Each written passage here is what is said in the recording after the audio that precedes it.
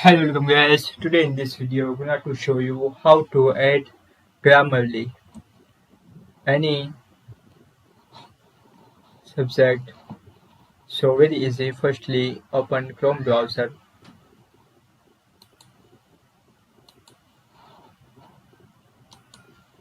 and type here Grammarly.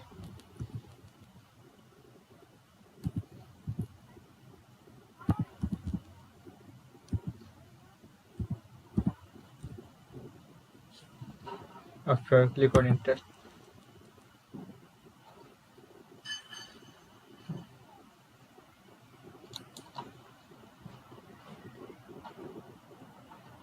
Add Chrome, it's free.